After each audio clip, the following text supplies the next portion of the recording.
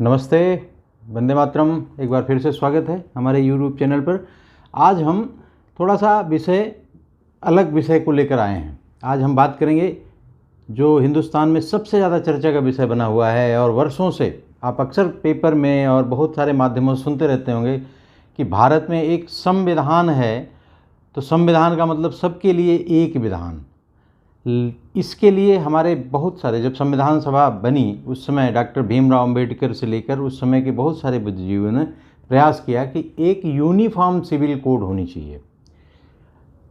और उसी uniform civil code के विषय में हम चर्चा करेंगे जो आने वाले समय में सबसे ज़्यादा चर्चा का विषय रहने वाला है।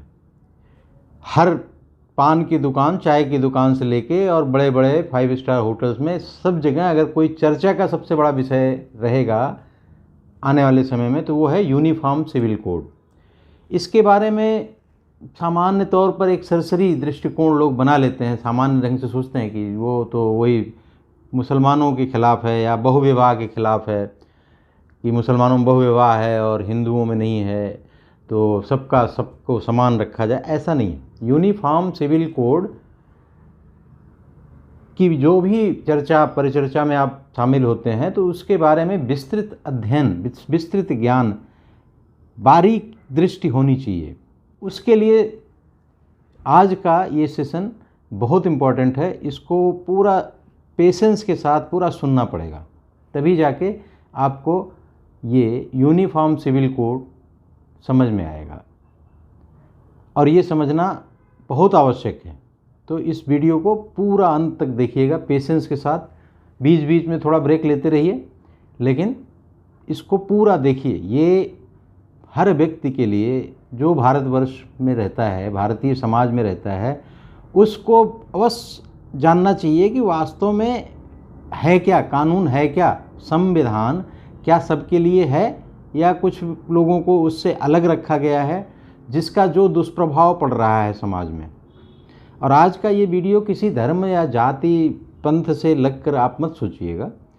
ये बिल्कुल निरपेक्ष भाव से, बिल्कुल अपने आप को अगर हिंदू बन के सोचेंगे या मुसलमान बन के सोचेंगे तो समझ में नहीं आएगी वीडियो। इसको बिल्कुल एक भारतवासी बन के, एक सामान्य इंसान, एक शिक्षित सामान्य वर्ग का आदमी समझकर किस समाज में हम जी रहे हैं, उस समाज का संविधान क्या है और उसमें तरह तरह की पर्सनल बातें, बिल्कुल पारिवारिक चीज़ों के विषय में अलग अलग तरह के कानून क्या हैं, किस वजह से यूनिफॉर्म सिविल कोड की बात हर महीने कहीं कोई हाई कोर्ट कहता रहता है, सुप्रीम कोर्ट ने 5-6 बार कह दिया कि यूनिफॉर्म सिविल कोड ले आओ। हमारी जो सरकार है बीजेपी, उसके मैनिफेस्टो का अगर 3 मुख्य मुद्दे देखे जाएँ तो एक 370 कश्मीर, वो इन्होंने रिजॉल्व कर दिया। राम मंदिर का मुद्दा सुप्रीम कोर्ट ने यूनानिमसली रिजॉल्व कर दिया। अब एक मुद्दा इनका और मुख्य बचा हुआ है यूनिफॉर्म सिविल कोड का, लेकिन उसमें ये हाथ नहीं लगा पा रहे हैं। और क्यों नहीं लगा पा रहे हैं, ये है क्या, इसके विषय में हमें विस्तार से जानना चाहिए। तो हम शुरू करते हैं। Uniform civil code. Uniform civil code का अर्थ पहले समझ लीजिए। यूनिफॉर्म मतलब समान रूप से, यूनिफॉर्मिटी होनी चाहिए कानून में। यूनिफॉर्म मतलब हो गया एक यूनिफॉर्म बच्चों का यूनिफॉर्म होता है, एक तरह के बच्चे। उसमें ये नहीं पता चलता कि कौन सा बच्चा अमीर घर का है, कौन सा गरीब घर का है। सब एक ही कलर के, वाइट शर्ट है तो वाइट शर्ट, पैंट एक ही तरह की, बेल्ट एक तरह का, कोट एक तरह की, स्वेटर एक तरह का, यूनिफॉर्मिटी लगती है। उसमें बड़े छोटे का भेदभाव नहीं रह जाता। यूनिफॉर्म सिविल मतलब होता है नागरिक या दीवानी, कह लीजिए नागरिक। कोड मतलब होता है कई कानूनों का समुच्चय, जिसमें बहुत सारे कानून मिलाकर एक कोड बनाया जाता है, संहिता कहते हैं उसको। तो यूनिफॉर्म सिविल कोड का पूरा मतलब हो गया कि समान नागरिक संहिता। तो समान नागरिक संहिता में, हमारे देश में समान नागरिक संहिता अभी तक लागू नहीं हो पाई है।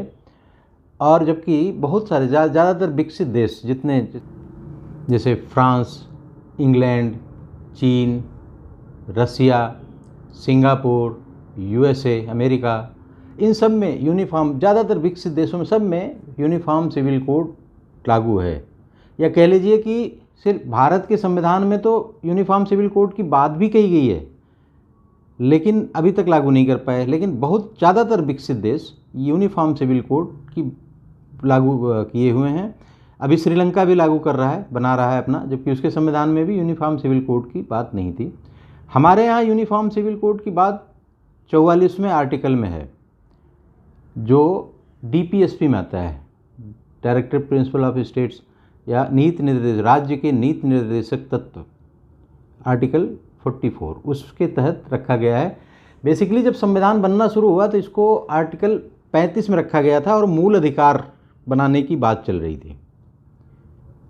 लेकिन इसका विरोध उस समय के कट्टरपंथी जो मुस्लिम लोग थे, जैसा आज भी हम देखते हैं कि जैसे यूनिफॉर्म सिविल कोड की बात आती है तो कट्टरपंथी मुस्लिम खड़े हो जाते हैं विरोध करने के लिए। उस पर भी हम आएंगे, डिटेल में आएंगे, बात करेंगे सारी बात। तो जब संविधान सभा बन रही थी तो उस समय डॉक्टर भीमराव अंबेडकर की बहुत ज़्यादा इच्छा थी कि यूनिफॉर्म सिविल कोड बहुत ज़रूरी है इस देश के लिए। उन्होंने इसके लिए बहुत प्रयास किया, लेकिन कुछ नेताओं के विरोध की वजह से, हुसैन इमाम, नज़ीरुद्दीन, मोहम्मद इस्लाम, महमूद अली बेग, इन लोगों ने कॉमन सिविल कोड का विरोध किया और इसमें उनको समर्थन मिला। आपको जानकर आश्चर्य होगा, कांग्रेस के जो उस समय के डॉक्टर राजेंद्र प्रसाद या डॉक्टर राजेंद्र प्रसाद, JV कृपलानी, पटेल साहब खुद इस चीज़ का विरोध कर रहे थे, यूनिफॉर्म सिविल कोड का। पुरुषोत्तम दास टंडन, इन लोगों ने भी विरोध किया यूनिफॉर्म सिविल कोड का। और यूनिफॉर्म सिविल कोड नहीं ले आने की वजह से फाइनली डॉक्टर भीमराव अंबेडकर ने, उस समय कानून मंत्री थे, सितंबर 1950 में कानून मंत्री पद से इस्तीफ़ा दे दिया। और उन्होंने कहा कि नेहरू अपने मंत्रिमंडल के मंत्रियों को ऐसे ट्रीट करते हैं जैसे उनका सेक्रेटरी हो, बिल्कुल डिक्टेटरशिप टाइप का एटीट्यूड रखते हैं और कोई बात हमारी नहीं मानी जा रही है। यूनिफॉर्म सिविल कोड इस देश के लिए कितना ज़रूरी था आप अंबेडकर के स्टेटमेंट से समझ सकते हैं। और उनके बहुत सारे स्टेटमेंट हैं, इस पर बाकायदे डिबेट हुई। जब 23 सितंबर 1949 को, 26 सितंबर को हमारा संविधान निर्मित हो गया था, आप जानते हैं, उसको 26 जनवरी को सिर्फ लागू किया गया, लेकिन ज़्यादातर उसकी चीज़ें 26 नवंबर 1949 को ही तैयार हो गई थी। तो 23 नवंबर को यूनिफॉर्म सिविल कोड पे बहुत विस्तृत बहस हुई, जिसमें अंबेडकर साहब बिल्कुल शिद्दत से चाहते थे कि किसी तरह से यूनिफॉर्म सिविल कोड पेश हो, किसी तरह से भी यूनिफॉर्म सिविल कोड को लागू किया जाए पूरे भारतवर्ष में। एक समाज है, एक देश है, एक संविधान है, एक नागरिकता है, तो एक यूनिफॉर्म सिविल कोड क्यों नहीं होना चाहिए। लेकिन कुछ कट्टरपंथियों के विरोध के बाद उनको फाइनली इस्तीफ़ा देना पड़ा। और वो है क्या दिक्कत, ये यहाँ भी एक तुष्टीकरण, एक खास वर्ग के तुष्टीकरण की भावना की वजह से यूनिफॉर्म सिविल कोड आज तक हमारे देश में नहीं लागू हो पाया। और उस विषय में जानने के पहले हम देखते हैं कि यूनिफॉर्म सिविल कोड का इतिहास क्या रहा है। यूनिफॉर्म सिविल कोड में हिंदुओं के बारे में क्या कॉन्सेप्ट हैं, पारसियों के बारे में क्या है, क्रिश्चियंस के बारे में क्या है, और यहूदियों के बारे में क्या है, और इस्लाम के, मुस्लिम के बारे में क्या है, कहा गया है, क्या कानून है, कैसे कैसे कानून डेवलप हुआ, और यूनिफॉर्मिटी कितनी आई है हमारे देश में, और किन किन क्षेत्रों को छोड़कर किन किन क्षेत्रों में नहीं आई है। इसमें मुख्य रूप से 5 बिंदु होते हैं: विवाह, तलाक, गार्जियनशिप, एडॉप्शन और मेंटेनेंस। इसके अलावा कुछ कुरीतियां हैं जो दूसरे समाज, दूसरे धर्मों में जो अभी भी जारी हैं, जैसे निकाह हलाला हुआ, वो उन सब विषयों पर हम क्रमबद्ध ढंग से आएंगे। अभी हम देखते हैं कि हिंदुओं में कॉमन सिविल कोड कैसे आया और किस तरह से भारतवर्ष में आज की तारीख में मुस्लिम वर्ग को छोड़कर बाकी सारे जितने भी धर्म हैं हमारे देश में, हिंदू हो, ईसाई हो, यहूदी हों या क्रिश्चियन हों, इन सब में यूनिफॉर्मिटी कैसे आई और मुसलमानों को क्यों छोड़ दिया गया, इस विषय में हम डिटेल में देखते हैं। पहले हम देखते हैं कि हिंदुस्तान में, भारतवर्ष में हिंदुओं में यूनिफॉर्मिटी ले आने के लिए क्या प्रयास किए गए और कैसे यूनिफॉर्मिटी आई हिंदुओं में। तो सबसे पहले आप ये जान लें कि भारतवर्ष में जो इस्लामिक इन्वेडर्स जो भारत में आए, उससे पहले का जो इतिहास या हमारी परंपरा रही और इस्लाम के आने के बाद भी अंग्रेज़ों के समय तक जो कानून चलता था हिंदुओं में, वो चलता था मुख्य रूप से याज्ञवल्क स्मृति के आधार पर। याज्ञवल्क स्मृति में दो भाग हैं, एक को कहते हैं दाय भाग और दूसरे को कहते हैं मिताक्षरा। मिताक्षरा का दायरा बहुत बड़ा था, वो लगभग पूरा हिंदुस्तान, उसके जो भी कानून व्यवस्थाएं थीं मिताक्षरा के हिसाब से ही चलती थीं, और दाय भाग का क्षेत्र बंगाल और असम तक था। इसमें बहुत थोड़े छोटे छोटे अंतर हुआ करते थे। इसमें होता क्या था कि जैसे दाय भाग और मिताक्षरा में सिर्फ ये अंतर था कि मिताक्षरा में पिता के जीवित रहते हुए पुत्र या उसका जो बच्चे हैं वो संपत्ति में बंटवारा नहीं करा सकते। वहीं दाय भाग में ये था कि बच्चा जब पैदा होता है तो वो बंटवारा करवा सकता है, क्योंकि वो जो इंसेस्टेड प्रॉपर्टी है उसमें उसको हिस्सा अपना वो मांग सकता है। जैसे आज हम देखते हैं कि लोग बाप माँ के जिंदा रहते हुए भी अपना पार्टीशन का सूट फाइल कर देते हैं। तो इस तरह का छोटे मोटे अंतर थे, लेकिन परंपरागत रूप से बहुत व्यवस्थित ढंग से वो चलता आया था। और उसमें बाद में आप देखेंगे कि भारतवर्ष में जब ब्रिटिशर्स आए तो उसके समय, जब बीच के काल में, खंड में जो बुराइयां हमारे समाज में प्रचलित हो गई थी, जैसे सती प्रथा हुआ। सती प्रथा का अंत आप जानते हैं कि राजा राम मोहन राय ने उसमें अग्रणी भूमिका निभाई और 1832 में सती प्रथा का अंत हो गया। लॉर्ड विलियम बेंटिंग के समय में राजा राम मोहन राय के प्रयासों से 1828 में सती प्रथा एवोल्यूशन एक्ट पारित हुआ, सती प्रथा समाप्त कर दिया गया। उसी तरह से आप देखेंगे ईश्वरचंद्र विद्यासागर ने 1854 के आसपास हिंदू विधवा पुनर्विवाह अधिनियम पारित करवाया। हिंदू समाज में इस तरह से समाज सुधारक आते रहे और वो पारित, इस तरह से एक्ट बनते गए और हिंदू समाज में सुधारों का क्रम जारी रहा। और धीरे धीरे क्रमबद्ध रूप से विकसित होते हुए हिंदू समाज ने अपनी समाज में जो व्याप्त कुछ बुराइयां थीं उसको ख़त्म करते हुए अंततः जाकर 1955-56 में एक हिंदू कोड बिल बना। अब हिंदू कोड बिल आप समझ जाएंगे तो वही लगभग कॉमन सिविल कोड का रूप है। हिंदू कोड बिल में मुख्य रूप से 4 चीज़ें प्रमुखता से डिफाइन की गई हैं, जो एक सामान्य मनुष्य, एक सामान्य व्यक्ति जिस हिसाब से अच्छे से अपना जीवन पालन कर सकता है। हिंदू कोड बिल जो 1956 में पारित हुआ, उसमें जो 5 अधिनियम हैं, उसको एक्ट्स हैं, उनको जान लीजिए। पहला जो अधिनियम है हिंदू मैरिज एक्ट 1955। इसमें अच्छे से डिफाइन कर दिया गया है कि कैसे, किस उम्र के बच्चे होने चाहिए जिनकी शादी हो सकती है। बैक्स की आयु निर्धारित कर दी गई और उनका शादी जो सप्तपदी होता है वो सब डिफाइन कर दिया गया कैसे होनी है। विवाह का एक रूल बन गया, हिंदू विवाह अधिनियम। और उसी तरह से 1956 में हिंदू सक्सेशन एक्ट पारित हुआ। सक्सेशन मतलब उत्तराधिकार का क्या नियम होगा, उसके विषय में एक संहिता, एक कोड बना दिया गया और उसके हिसाब से भी बता दिया गया कि कैसे कैसे पुत्र का क्या अधिकार होगा, लड़कियों का क्या अधिकार होगा, वो सारी चीज़ें डिफाइन कर दी गई। और इसके बाद इसी तरह से तीसरा है Hindu minority and guardianship act 1956 और चौथा है Hindu adoption and maintenance act 1956। तो ये 4 एक्ट बनाकर इसमें सारी चीज़ें जो नागरिक कानून के हैं वो सबको कवर कर दिया गया और यूनिफॉर्मिटी लाई गई।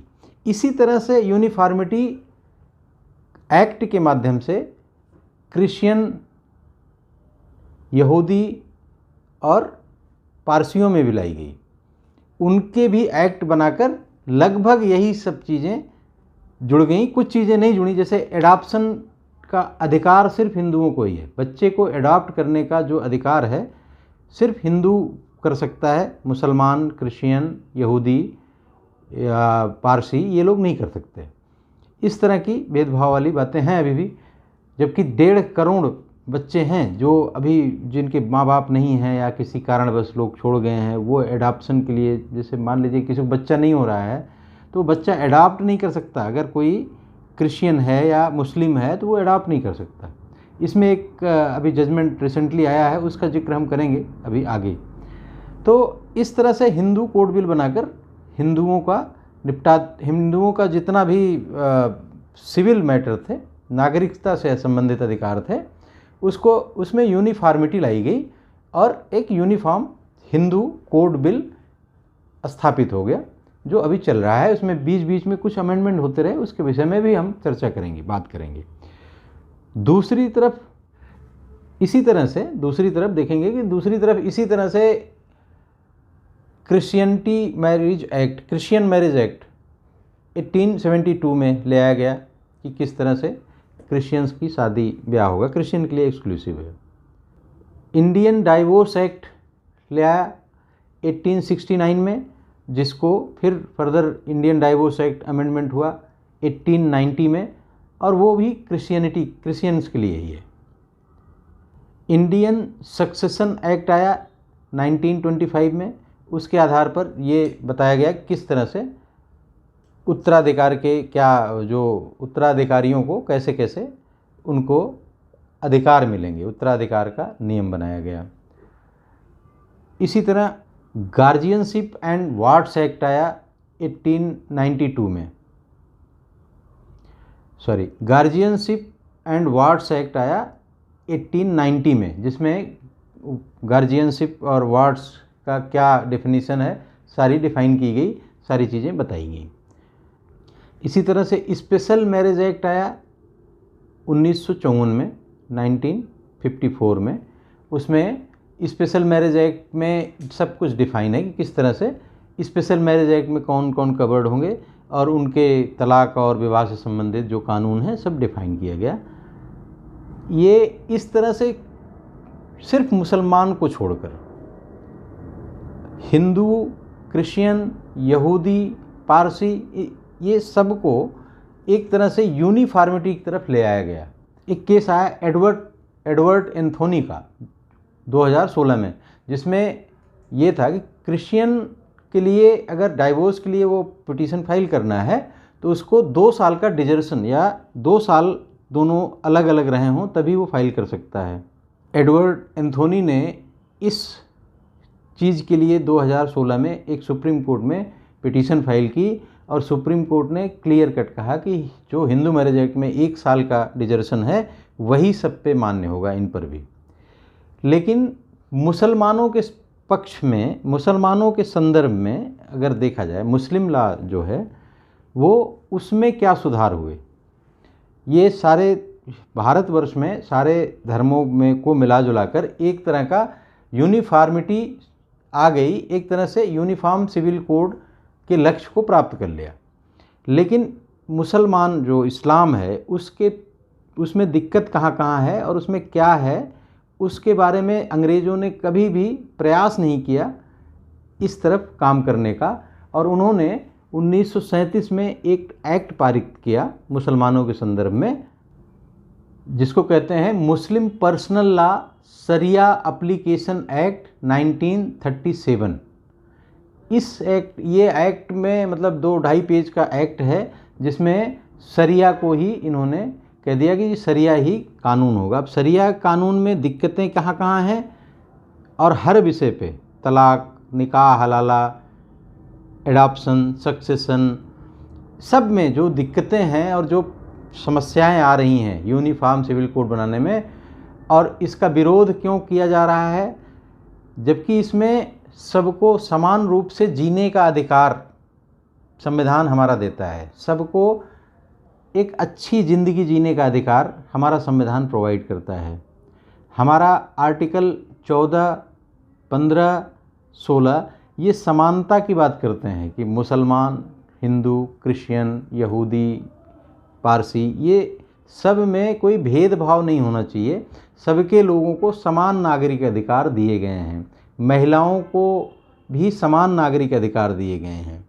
लेकिन शरिया एप्लीकेशन एक्ट 1957 की वजह से ये चीज़ें अप्लाई नहीं हो पा रही हैं, और जबकि कई बार सुप्रीम कोर्ट और हाई कोर्ट ने भी ये कहा कि किस यूनिफॉर्म सिविल कोड क्यों नहीं लिया जा रहा है, इसके लिए सरकार काम करे और इसको जल्दी से जल्दी ले आए, वो उस विषय पे सरकार भी कुछ नहीं कर पा रही है अभी तक के जो प्रोग्रेस रिपोर्ट हैं। अभी हम बताएंगे कि जो तलाक़ विद्दत ख़त्म किया है, ट्रिपल तलाक, उसमें क्या है, और सबकी सत्यता धीरे धीरे, सबकी समझ धीरे धीरे हो जाएगी आप सबको। तो हम शुरू करते हैं कि शरिया कानून है क्या। जैसा कि आप सभी लोग जानते हैं कि दो तरह के कानून होते हैं, एक होता है क्रिमिनल, एक होता है सिविल। अब इसको बड़ी गंभीरता से समझने की ज़रूरत है, हर व्यक्ति को समझने की ज़रूरत है। शरिया कानून को समझने के लिए आप ये समझ लो कि 4 तरह के इस्लाम में विचारधारा है कि उनकी सबसे मुख्य पुस्तक जो है कुरान, जिसमें जो आयतें आती थीं, इसमें क्या है कि जब मोहम्मद साहब जो आखिरी पैगंबर हैं इस मुसलमानों के, कुछ पंथ मानते हैं कि बाद में भी आएंगे, लेकिन कुछ कहते हैं कि आखिरी हैं, तो जो मोहम्मद साहब थे, जो मोहम्मद साहब के समय में कुरान की आयतें आईं, और वो जिब्रील करके जिब्रील को आप एक पत्रवाहक या जो ले आता था आयतें, जिब्रील ले आता था अल्लाह मियाँ से, और मोहम्मद साहब का जो कम्युनिकेशन होता था वो जिब्रील के थ्रू होता था। जिब्रील एक फरिश्ता था जिसको फरिश्ता कहते हैं, ऐसे और भी फरिश्ते थे, तो वो अलग विषय है। शरिया 4 चीज़ें हैं शरिया कानून में, कुरान, हदीस है, कुरान तो आप समझिए, हदीस है कि जो मोहम्मद साहब की जीवनी है, जो दिनचर्या है उनकी, जो वो हर समस्या के लिए तो जिब्रील आयतें लेके आएगा नहीं, तो जो छोटी मोटी चीज़ें होती थीं जो जीवनी से रिलेटेड, जो वो अपनी दिनचर्या में करते थे, वो हदीसों में वर्णन है। बहुत सारी हदीसें हैं, सैकड़ों हज़ारों की संख्या में हदीसें हैं। कुछ 5 एक हदीसें जो मानी जाती हैं ज़्यादा पवित्र हैं, उस पर काफ़ी उसमें भी दिक्कत ये है कि शिया लोग हदीसों को नहीं मानते, या उनकी अलग हदीसें हैं, सुन्नियों की अलग हदीसें हैं। लेकिन अभी मोटा मोटी ये मान के चलिए कि एक तो कुरान हो गया, हदीस हो गया, तीसरा है कियास मतलब आकलन लगाना। मान लीजिए कि मोहम्मद साहब अगर ऐसे समय में रहे होते, कोई समस्या ऐसी आती है जिसमें कि कहा जाए कि भाई अब क्या किया जाए, कोई नई समस्या आ गई मान लीजिए, तो उसमें कियास लगाया जाता है कि अगर मोहम्मद साहब रहे होते तो वो क्या करते, तो वो कियास में आता है। और चौथा है इज्मा, वो मौलाना मुफ्ती ये लोग जो फतवा वगैरह देते हैं, वो नए कानून समझ लीजिए आप। तो ये 4 तरह से, इस तरह से जो शरिया कानून है 4 चीज़ों से डिफाइन होता है। अब इसमें 2 तरह के कानून इसमें भी हैं। एक को कहते हैं हुदूद, और दूसरों को कहते हैं किसाज। सुन्नियों का, जैसे सुन्नी सेक्ट जो है, सुन्नी सेक्ट में एक विचारधारा है हनफी, और हनफी विचारधारा के ही थे जो मुस्लिम रूलर्स थे। कई विचारधाराएं हैं, लेकिन हनफी की मान्यता सुन्नियों में सबसे ज़्यादा है। हनफी विचारधारा के आधार पर एक औरंगजेब के समय में फतवाए आलमगीर की रचना की गई, जिसमें सारे कानूनों को, इस्लामिक कानूनों को संकलित करने का प्रयास किया औरंगजेब के समय में। वो हनफी विचारधारा से प्रेरित है। वही कानून लगभग आज इस मुस्लिम में चल रहे हैं। वो क्या है, उसमें दो भागों में बांटा गया है। एक है हुदूद। हुदूद होता है जो ईश्वर के विरुद्ध कार्य हों, अल्लाह के विरुद्ध जो कार्य हैं वो हुदूद, उसमें चोरी, डकैती, ये सब चीज़ें आती हैं। दूसरा है किसाज। किसाज में क्या है कि जो दो लोगों के मध्य का विवाद होता है उसको किसाद कहते हैं। तो हुदूद और किसाद में हत्या किसाद में आता है। दो लोगों के बीच में एक ने दूसरे को मार दिया, एक ने दूसरे की आंख फोड़ दी, तो उसको ये अधिकार है कि वो तुम्हारे भी जिसकी आंख फोड़ी गई है उसकी भी आंख फोड़ेगा। तो ये, या हत्या अगर हो गई, आप मान लीजिए कि इसमें जो शरिया कानून है उसमें उसके आधार पर किसी की हत्या हो गई तो दूसरा उसको माफ़ कर सकता है। उसका है जिना होता है कि पत्थर मारकर, जिना सज़ा होती है जिसमें पत्थर मारकर हत्या की जाती है। तो जिना किसको दिया जाएगा, जिना की सज़ा? उस चीज़ को समझने के लिए आप एक केस को देखिए। आप एक केस के माध्यम से मैं समझाने का प्रयास करता हूँ। पाकिस्तान में जियाउल हक के समय में 1989 में हुदूद कानून, मतलब शरिया कानून नाफिज किया गया। उस समय का एक चर्चित कांड है जो यूट्यूब में भी आप सर्च कर सकते हैं, नेट पे भी देखा जा सकता है। उसको कहते हैं मुख्तारन बीबी का केस। मुख्तारन माई या मुख्तारन बीबी करके डालेंगे नेट पे तो, या गूगल पे तो मिल जाएगा। वो केस बड़ा चर्चित केस रहा है। वो केस क्या था कि एक कबीले के लोग ने दूसरे कबीले की किसी स्त्री के साथ बलात्कार कर दिया। अब हुदूद के अनुसार, वहाँ के कानून, शरिया कानून के हिसाब से, वो उस कबीले को ये अधिकार है कि जिस कबीले ने उससे बलात्कार किया था उसके साथ, उस कबीले के साथ बलात्कार करे, उस कबीले की महिला के साथ बलात्कार करे। तो मुख्तारन बीबी दूसरे कबीले से थी, उनके साथ 5-6 लोगों ने बलात्कार किया। अब बलात्कार करने के लिए मुख्तारन माई फिर गई कोर्ट, बोलने कि जी हमारे साथ गलत हुआ है, हमें इंसाफ दिया जाए। तो अब शरिया कानून समझिए कि अगर किसी महिला के साथ बलात्कार होता है तो 4 पुरुष आई विटनेस चाहिए, आई विटनेस जिन्होंने देखा हो बलात्कार होते हुए। तो ये इस तरह का भेदभावपूर्ण कानून है कि अब सोचिए 4 पुरुष गवाह कैसे मिलेंगे किसी महिला के साथ अगर बलात्कार हो रहा है, जैसा घृणित अपराध किया गया, वो 4 पुरुष गवाह कहाँ से ले आएगी? अगर वो 4 पुरुष गवाह नहीं दे पाएगी तो उसको जिना किया जाएगा, जिना की सज़ा होगी। जिना मतलब पत्थर मार के उसकी हत्या की जाएगी। खैर, जब मुख्तारन माई गई कोर्ट तो वहाँ पे उनको कोई न्याय नहीं मिला और एक एक करके सब बरी हो गए। तो इस तरह से भेदभावपूर्ण कानून है। आप बोर हो रहे होंगे, आपको एक रफ़ी रजा का शेर सुना देता हूँ। रफ़ी रजा हैं, बहुत अच्छे शायर हैं। वो लिखते हैं कि खतीजा पूरी गवाही थी जिस नबूवत की, उसी को आधी गवाही का हक दिया उसने। ये इसी कानून से संबंधित है। खदीजा जो मोहम्मद साहब की पहली पत्नी थी, जिनके यहाँ मोहम्मद साहब नौकरी करते थे, बाद में उन्होंने प्रपोज़ किया। उनसे 25 साल 20 साल बड़ी भी थी। उनसे शादी हो गई और बाद में खतीजा ने ही बताया कि आपको जो ये तरह तरह की शैतानी हरकतें दिख रही हैं या जो चीज़ें दिख रही हैं, ये बेसिकली आपको पैगंबर चुना गया है, अल्लाह के पैगंबर हो आप। तो अकेले खदीजा ही थी जिन्होंने उनको पैगंबर बताया, लेकिन उन्हीं ने बाद में महिलाओं को पुरुषों के बराबर हक नहीं दिया, हक उनका आधे से भी कम कर दिया।